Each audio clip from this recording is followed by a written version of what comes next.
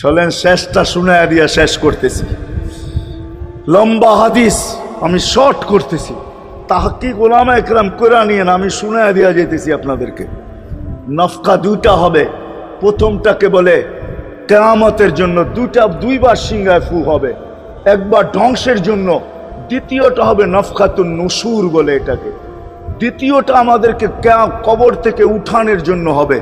কিন্তু সব মারা যাবে, আল্লাহ চারজনকে পয়দা করবেন কুদরত দিয়া, জিবরিল, মিকাইল, ইসরাফিল, মালাকুল মউত, চারজনকে পয়দা করবেন। জিবরিল আলাইহিস সালাম কাঁদতে থাকবে, তিনজন জিজ্ঞাসা করবে কাঁদো কেন?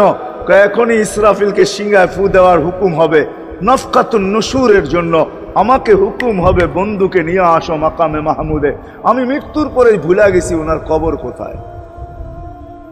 তিনজন বলবে জমিনকে জিজ্ঞাসা করো, তো জমিনকে জিজ্ঞাসা করবে, জমিন বলবে কাদ দাক্কানি আল্লাহু দাক্কা ফানাসিতু, প্রথম সিংহায় ফুতে আল্লাহ এরকম ছানছেন, আমিও ভুলে গেছি রাখছি কোথায়। অনেক সময় হয় জিনিস যাবে খুঁজতেছে সারা ঘরে, ঠিক না? হয় না? হয় না? হ্যাঁ, জিনিস জ্যাবের ভিতরে, পকেটের ভিতরে, কিন্তু খুঁজতেছে সারা ঘরে খুঁজতেছে। পরে পকেটে হাত দিয়া যখন দেখে পাইছে, তো জিহ্বায় কামড় দিয়ে আসতে বেরিয়ে যায়, কেননা গর্ত গরম করে ফেলছিল। এখন গড়ালড়া পাইলে উল্টা এর উপরে গরম হবে, ঠিক না? রাখছো পকেটে, খোঁজো আমাদের কাছে, ঠিক না? আর কাম পাও না, ঠিক না? এখন এর উপরে চড়াই হবে। তো জমিন বলে আমিও ভুলে গেছি।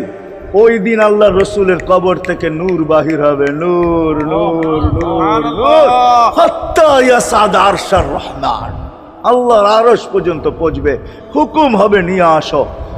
আসবে জিবরিল আলাইহিস সালাম, মারবে পর, চিনা মারবে পর, আর বলবে কুম ইয়া হাবিবার রহমান, আল্লাহর বন্ধু ওঠেন, ও মাধবদের মানুষ, আপনার আমার হাবিব, আপনার আমার রসুল, যার আদর্শ আমাদের কদমে কদমে প্রয়োজন নিজের এই জীবনটাকে গ্রহণযোগ্যতা পর্যন্ত পৌঁছানোর জন্য, উনি কবর থেকে উঠবে, ওয়াহুয়া ইয়াবকি ওয়া ইয়াকুল, কাঁদতে কাঁদতে উঠবেন আর বলতে বলতে উঠবেন, জিবরিল আইনা উম্মতি, আমার উম্মত কোথায়?